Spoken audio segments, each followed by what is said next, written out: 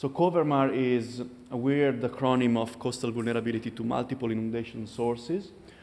The aim of the project was to develop and test a tool for assessing the vulnerability of buildings and infrastructure to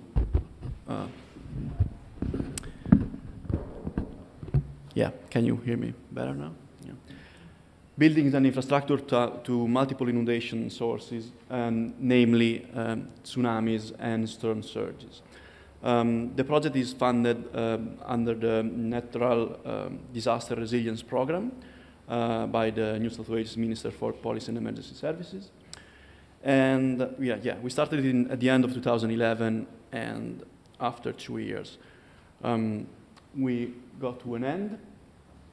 This is a brief overview about the topics we're going to discuss in the next half an hour, hopefully. So the first block is about setting a background, both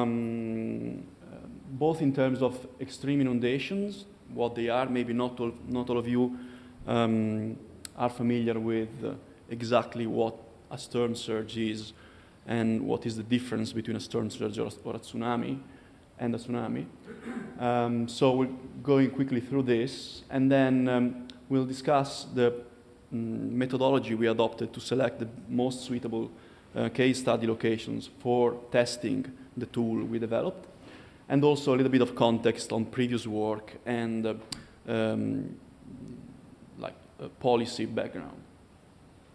The second block is the core, about the core of the project. So the methodology we developed, which is divided, basically we use the same framework that Mark was discussing earlier to assess risk.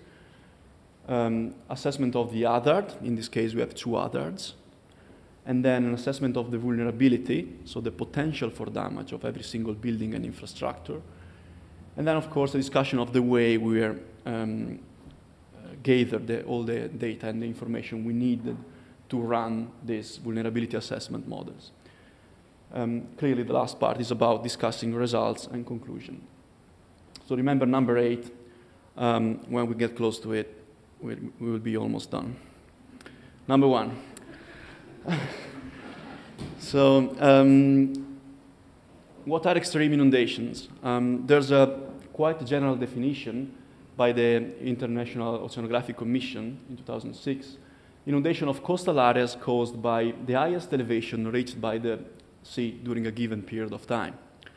It is a very general definition, but it needs to be so because it's like an umbrella under which very different environmental processes must be included, such as storm surges and tsunamis.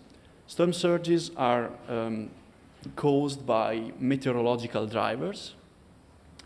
They're caused by low pressure, very low pressure systems and intense wind within coastal areas, well, nearby coastal areas. And this combination of factors basically generate and increase the water level along the shore, which can superimpose with astronomical tide. So under those circumstances, the water level can significantly increase and stay at that level for days or weeks. And on top of this still water level, there is the action of storm waves. Storm waves are waves that all of you have seen many times. Normal waves where the water flows in circle and there are wave trains coming and going all the time. This is significantly different from what a tsunami is. A tsunami is generated and triggered by a 99% of the circumstances by a geological process, most likely by an underwater earthquake. And therefore, there's a much larger volume of water involved in this process. The water is clearly still a wave or a train or a wave train, but the wavelength is much, much longer than normal waves.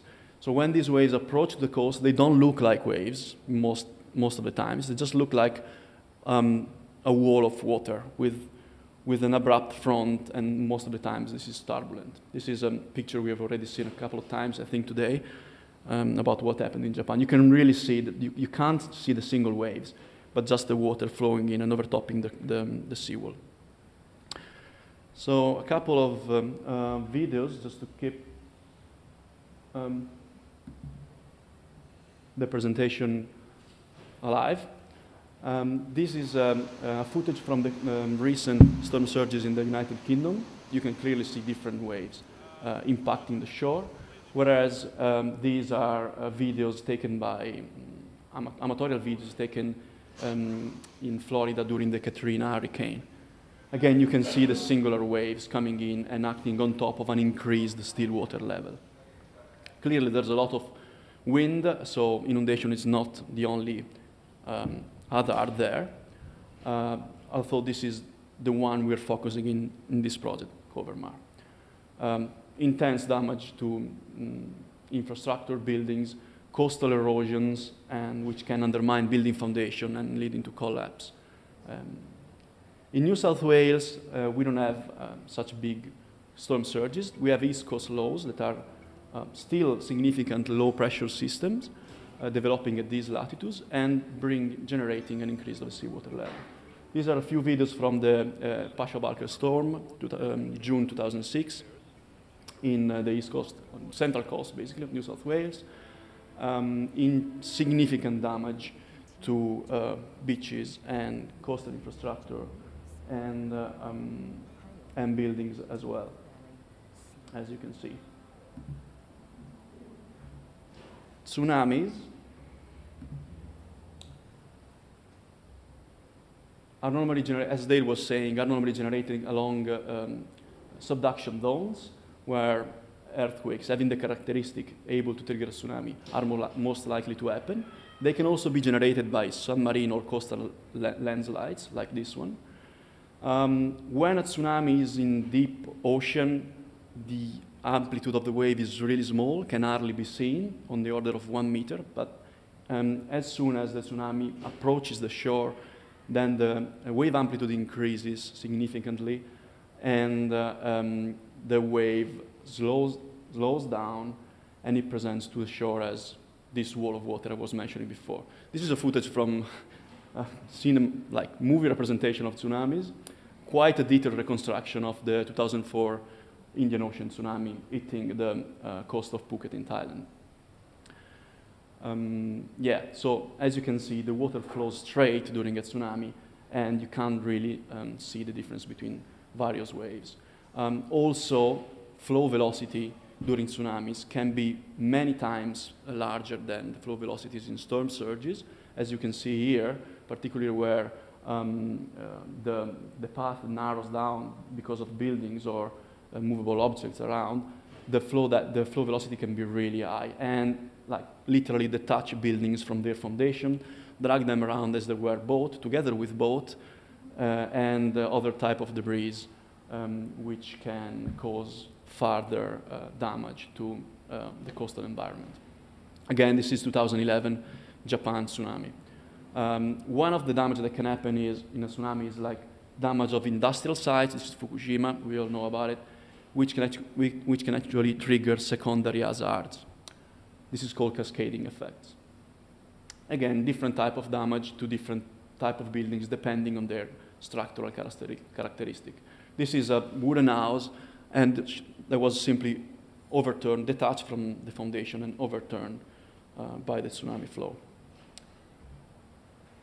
So why are we addressing tsunamis and storm surges since they are so different? Because the type of damage they can generate is very similar. So the first two images have been taken in the east coast of the United States after Hurricane Sandy in 2012, before and after the storm. And the second two images have been taken in Japan, 2011, before and after the tsunami. So as you can see, even a large storm surge can wipe away buildings, move them out from their foundation, drag them around, nearly as a big tsunami would do. So the very first step of the COVERMAR project was to put together an advisory committee, including members of local, state, federal, and international organizations working in the field of coastal risk, and ask them to guide and advise the project at each step of the methodology. The first task they were asked to support us with was in the selection of the most suitable case study location for COVERMAR. So what we did was to compare like a first estimate of the vulnerability of the 15 member councils of the Sydney Coastal Council Group, and we compared them using 7 evaluation criteria.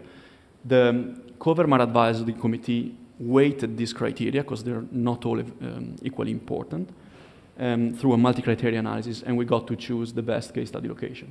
So briefly, we looked at tsunami and storm surge exposure, significance in terms of the presence of critical infrastructure within the council, population density, building type variation, because we wanted to test the tool, so we wanted to make sure there were significant variety of buildings within the study area.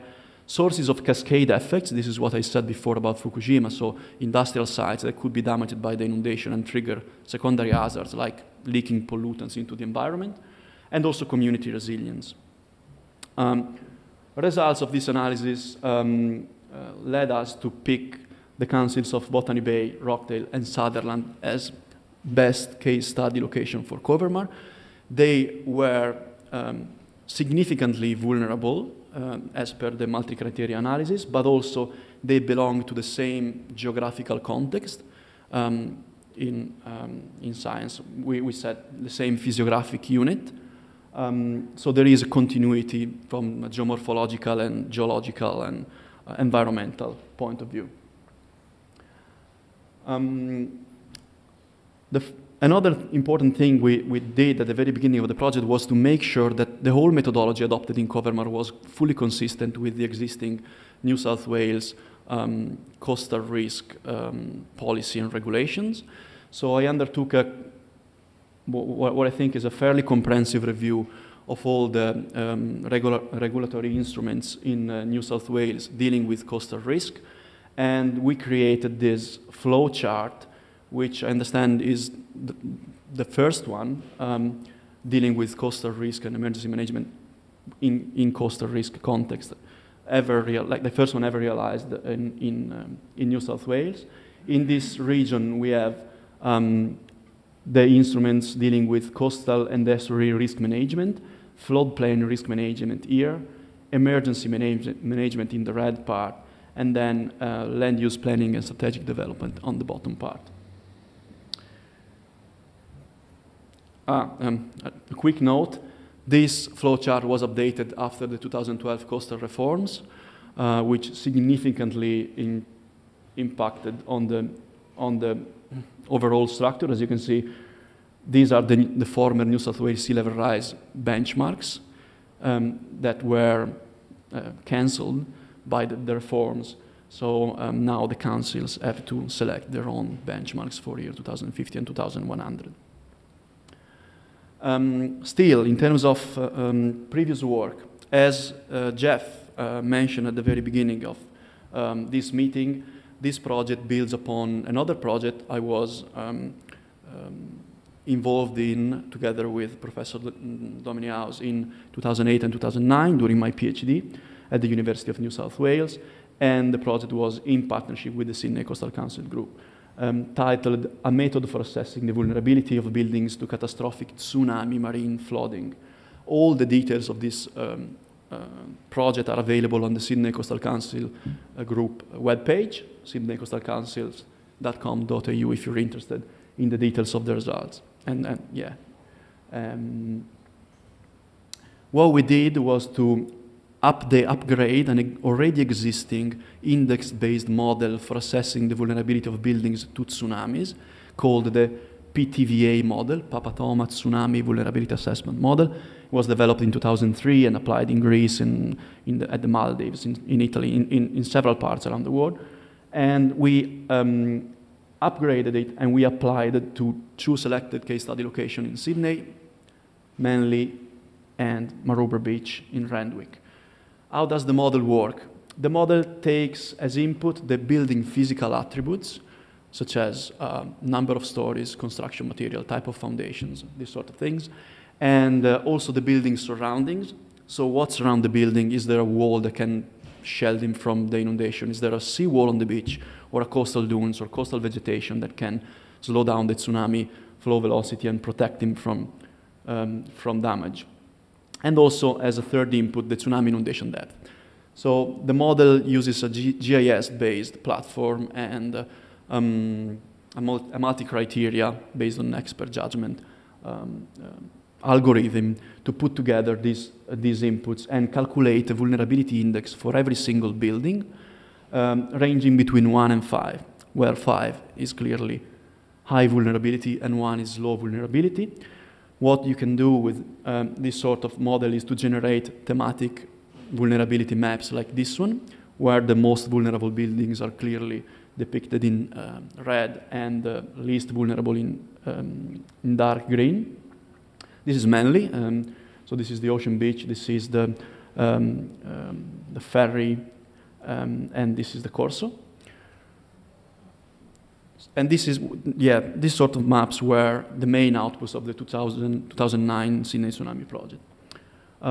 So after this project, the Sydney Coastal Council Group has supported further research in this area, which we were able to undertake thanks to a successful grant application under the Natural Disasters Resilience Scheme in 2011. So what is Covermat doing to improve what was already available, what was already out there? First thing, we are looking at more than one other. We're not looking just at tsunamis, we're looking at tsunamis and storm surge. We're including future sea level conditions. We're including a probabilistic other assessment. So we know the probability of all the scenarios we are considering here, the annual probability of occurrence. We are using numerical models for simulating the inundation. This is something we couldn't do in 2009. And also, we're implementing recently developed building fragility curves, building fragility models as the ones that Mark has presented before, and also models developed after the 2011 Japan tsunami. With this model, we can actually calculate what would be the economical loss associated to the inundation scenarios we are considering. So, talking about the hazard assessment, and particularly about the storm surge hazard assessment, what we did was to use an already available assessment of this type of hazard that was developed and as a part of the 2012 project Mapping and Responding to Coastal Inundations, and another project from the Sydney Coastal Council Group undertaken in collaboration with SIRO. And all the details, again, are on the Sydney Coastal Council Group webpage. So this project considered an annual probability of occurrence for storm surges in Sydney of 1 in 1 year and 1 in 100 year. We used only the 1 in 100 per year because we wanted to compare it with tsunamis, and clearly it doesn't make any sense to look at the 1 in 100 year tsunami in New South Wales. It would be too small. And for this probability of occurrence, the project considered 3 different sea level conditions: the current sea level condition and an increase of plus 34 centimeters and plus 84 centimeters, which are compliant with the former New South Wales sea level rise benchmarks for year 2050 and 2100. The model used a combination of the project used a combination of 2 numerical models to calculate the increased water level along the shore, and then they propagated it inland using a modified bathtub filling approach. So the model is dynamic till the shoreline, and then is static to calculate the inundation layer. This is the output that we put into a map for the study area. Clearly, hopefully clearly, the blue zones are those that will be inundated. We have different inundation depths at different locations. And this, for example, would be a storm surge, clearly with an annual probability of occurrence of 1 in 100 year, and an initial sea level condition of plus 84 centimeters. So maybe a scenario that could happen in 2100. For tsunamis, we were able to consider a much wider number of scenarios, because we combined four variables to pick the inundation scenarios in order to have a comprehensive approach. So we looked at two different tsunami sources, one north of the study area in the New Hebrides Trench, close to Vanuatu, and one south of the study area in New Zealand, Poisegur Trench. And for each of those, we adopted 3 annual probability of occurrence, one in 100 years, one in 1,000, and one in 10,000 years. It makes sense to use very low probability of occurrence for tsunamis, because their intensity can significantly increase in these scenarios. And then for every probability of occurrence, we looked at 3 different sea level conditions, the same used for storm surges, so a comparison was possible. And then within each initial sea level condition, we considered the mean sea level and a high tide condition with a return time of like once per week, roughly. The probabilistic approach was based on the work by Geoscience Australia, namely by Barbage et al. Developed in 2008, where Dale talked a little bit about this before. So they looked at they calculated the maximum tsunami wave amplitude offshore the coast of New South Wales. Offshore means in correspondence to the bathymetric contour of 100 meters. And they associated different wave amplitudes there to different annual probability of occurrence. What they did not do, because it was outside the scope of their project, was to propagate the tsunami inland and see how much those tsunamis would have been able to inundate. So we did that using the standard, like what I would say is the standard for tsunami numerical model at the international level. It's the model in use at NOAA, National Oceanic and Atmospheric Administration, Center for Tsunami Research in the United States. And this is an example of, there should be a video here, of how the inundation would work in the study area. So as you can see, at the bottom there is a scale. Blue areas represents the lowest part of the wave, whereas red and yellow areas are the crest of the wave, of the tsunami wave coming in. And this is a tsunami triggered in New Zealand with a magnitude of 9.1, so a very big one, but useful for illustration purposes. Again, sorry.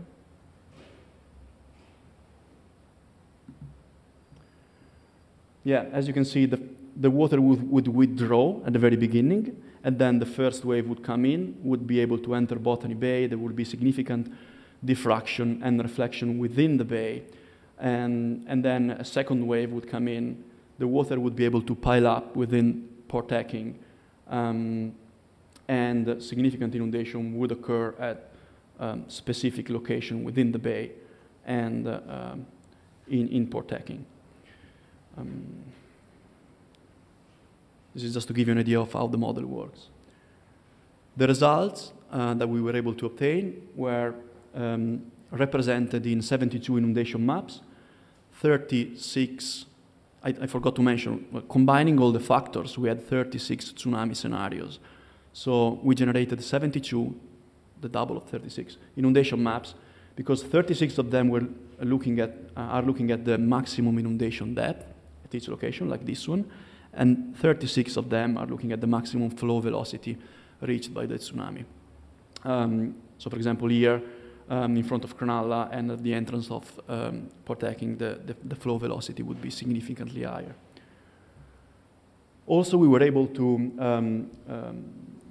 estimate the tsunami arrival time, the number of waves, and the duration at different locations in the study area. So the first wave would, for a tsunami generated in New Zealand, would hit the study area in about 2.5 hours, which has, I think, important implication for emergency management purposes. Tsunamis generated in Vanuatu would take more time, like about 4 hours to reach New South Wales and to reach Botany Bay. there would be more than one wave, as you can see, several waves coming in, and the inundation would go along for 3 to 4 hours at least. So how did we assess the damage that this type of inundation, storm surges and tsunami, would be able to cause to coastal buildings and infrastructure? So for storm surges, we adopted a double approach. We looked at 2 types of damages to buildings. The first one is a damage given by wave scouring under the building foundations. And this is relevant mostly for buildings along the shoreline. The method applied here is the one recommended by the New South Wales Coastal Risk Management Guide, which is based on a work by Nielsen of 2002. It includes a stability analysis of the coastal dunes based on selected design storm erosion demands. So we identify the area that could be potentially eroded, and all the buildings within that area are assumed to collapse because they wouldn't have any support under their foundations. The second methodology, the second type of damage we consider for storm surge is tidal inundation, which is inundation through tidal waterways, water coming in. And in this case, we use the vulnerability models kindly provided by Geoscience Australia for 20 typical Australian buildings. Roughly 10 of them were developed for South Sydney and another 10, 12 for Queensland. We only took those that were similar to the type of building we could observe in the study area, so clearly. For tsunamis, again, we use the double approach for assessing the vulnerability and the damage to buildings. The first one is a further upgraded version of the model, the PTVA model we used in 2009. And we upgraded it by submitting the multi-criteria analysis and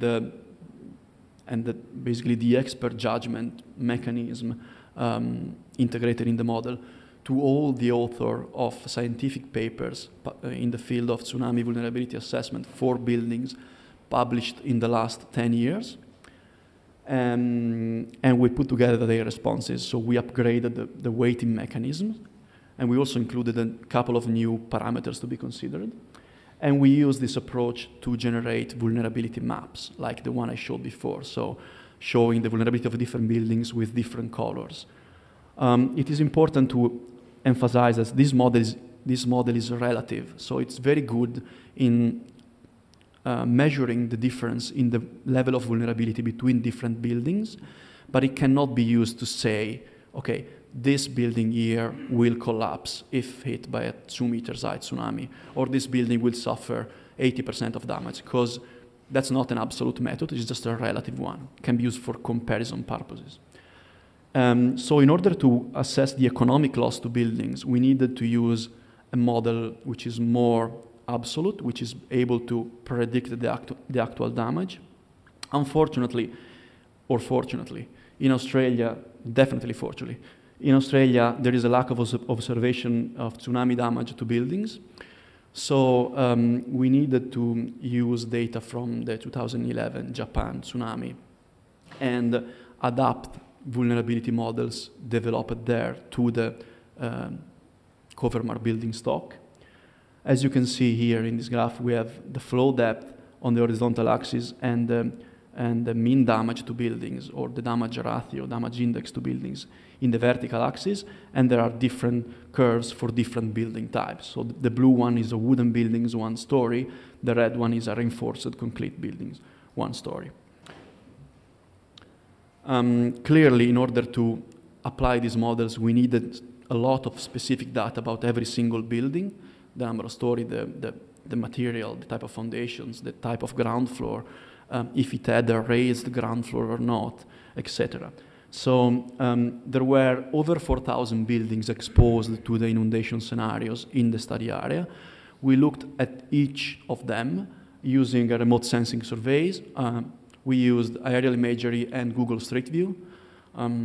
with pictures taken between late 2009 and 2011.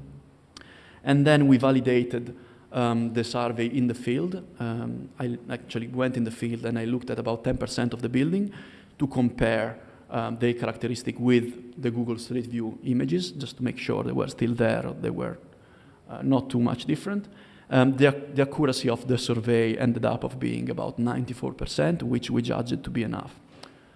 After that, we classified all the buildings in 24 classes and 117 subclasses based on all their characteristics. We needed to do that because all the vulnerability models we are using, the Geoscience Australia one and the one developed in Japan, are referred to a particular building class. So we have a model for a one-story wooden building with no raised ground floor, and which is this.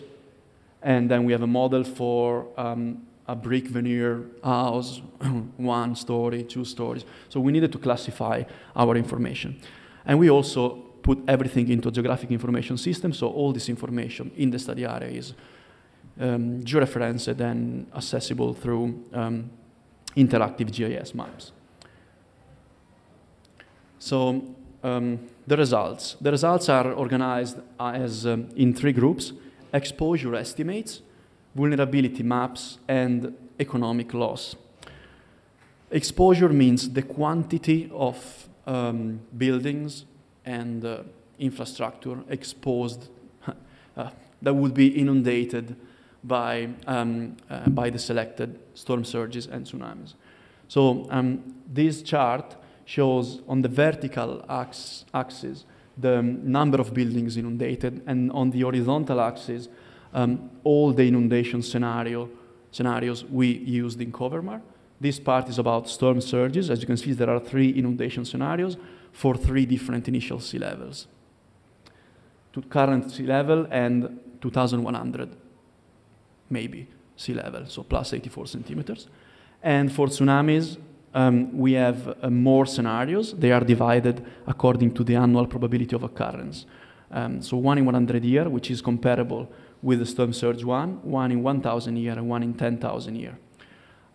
What we can say, or the first thing we can see is that the exposure both for storm surges and tsunamis is very correlated, very well correlated with the initial sea level conditions.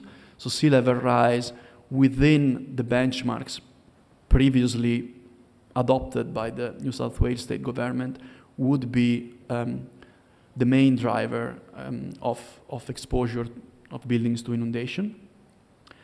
The second thing we note here is that storm surges would inundate, the 1 in 100 year storm surge under a different sea level condition would inundate much more buildings than a tsunami having the same probability of occurrence. So in the 1 in 100 year time frame, in the 1 in 100 year probability domain, storm surges, according to this, are much more of an issue in terms of number of buildings inundated, which is reasonable in an area like New South Wales. It's not particularly prone to big tsunamis. We didn't have huge tsunamis in the past, but there are, as Belinda was saying, a number of storms per year. So this makes sense. Also, what surprised me was that the 1 in 100 year storm surges would inundate more buildings than the 1 in 10,000 year tsunami and the 1 in 1,000 and 1 in 10,000 year tsunami. So again, this reinforces the concept that storm surges are much more likely here. This can be also partially due to the numerical model used for simulating the storm surges, which uses a bathtub filling approach after the shoreline. It is a very conservative approach, and yes, future studies should aim at improving that particular part of the simulation in order to use a dynamic model and see actually how many buildings would go underwater. The second type of result is this. same type of vulnerability maps developed in 2009. We generated 66 maps, so all the study area is covered with 1 in 10,000 as a scale, 1 to 10,000 maps for every scenario. So we have a lot of maps. They're all in the GIS or interactive. You can click on a building and see what it is, how many stories, what is the building material, why is it green and not red, if it's used for, if it's a school or if it's a shop or if it's someone's house. And finally, we use this, all this information to calculate how much money we would need to pay to fix the damage from all of these events. So how did we do that? We used the vulnerability models. We've already spoken a lot about these models. Inundation depth versus the damage index. For example, let's say for this building, the inundation depth is 4 meters.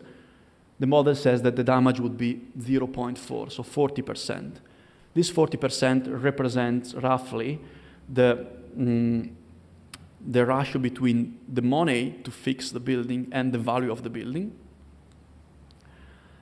So we used this index to calculate the repair cost by multiplying it for the construction cost, by the construction cost, and using a repair contingency of 1.2, which is the same used in Geoscience Australia study. And for buildings who needed total replacement, we just looked at the construction cost plus the demolition cost. All this information were about different costs for different type of buildings were provided, partially by Geoscience Australia, partially from databases of the tax depreciation used in tax depreciation industry, and also for example, demolition costs for different type of buildings are provided by the New South Wales state government and are available online. So results for the economic losses. Sorry, I didn't mention PML means probable maximum loss, and it's an approach widely used in insurance and reinsurance industry to assess what could be the maximum damage associated to a particular natural disaster.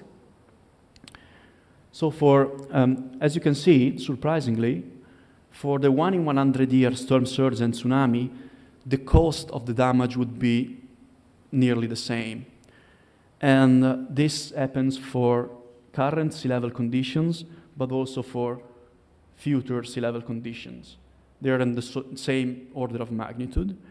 What it is important to reinforce now is that the number of buildings inundated by the storm surges would be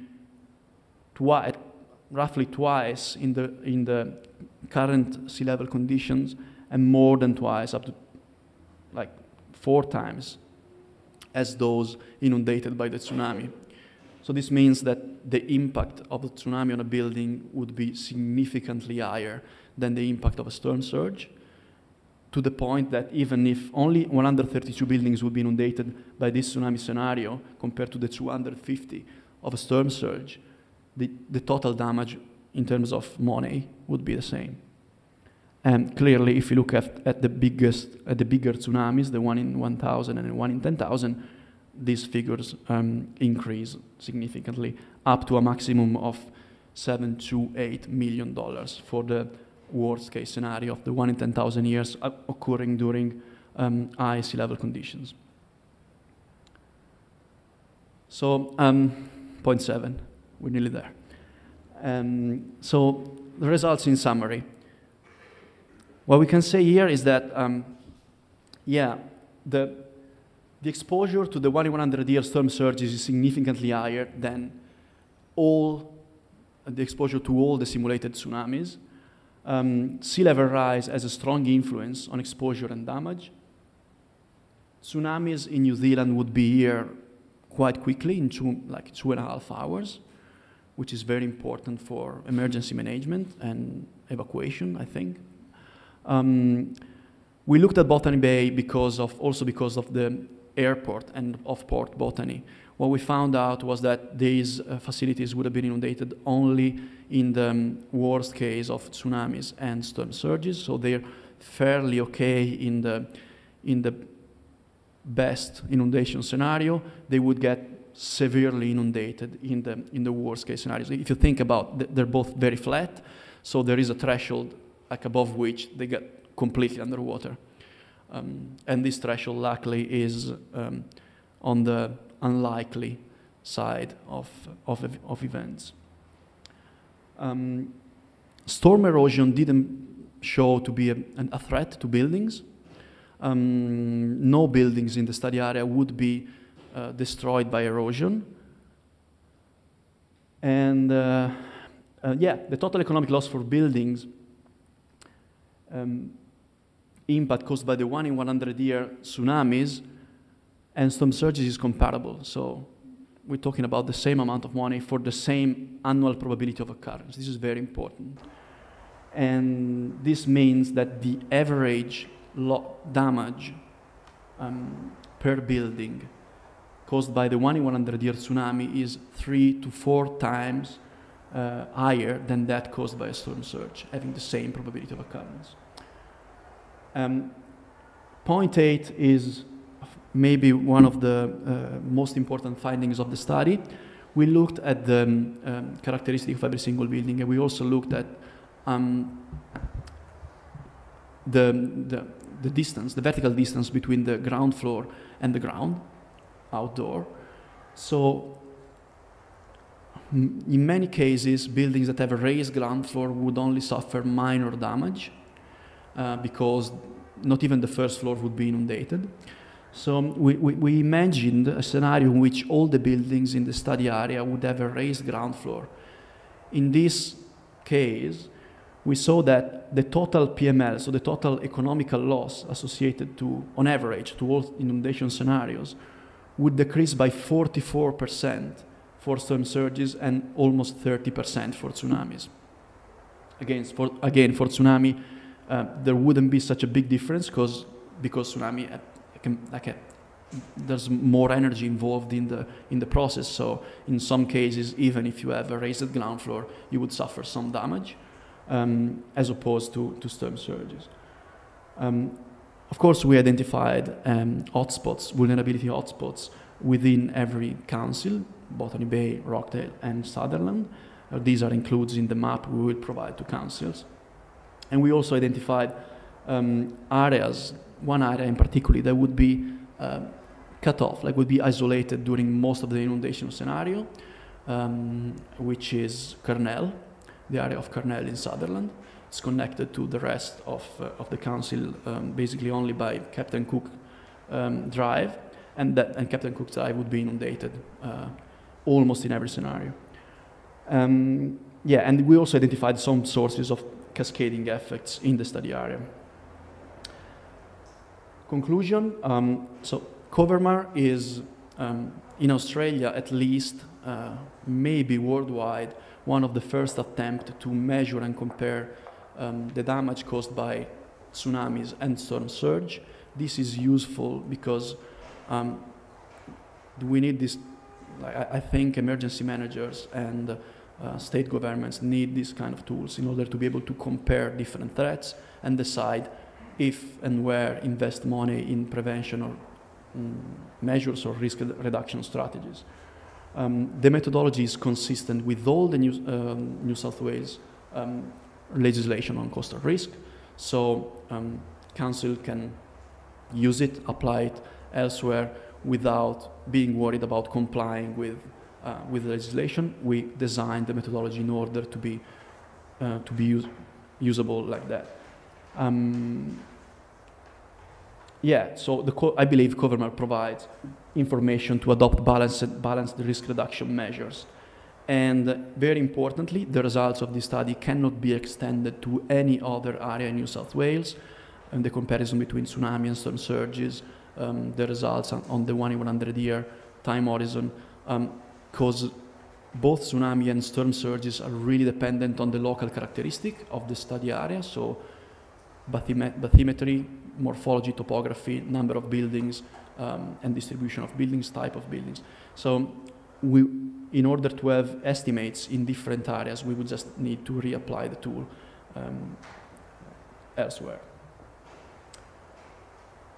Yeah, so at the end of these 2 years of research, I feel I need to thank a lot of people. I need to thank the funding agency, so the federal and New South Wales state governments for providing us support for this project.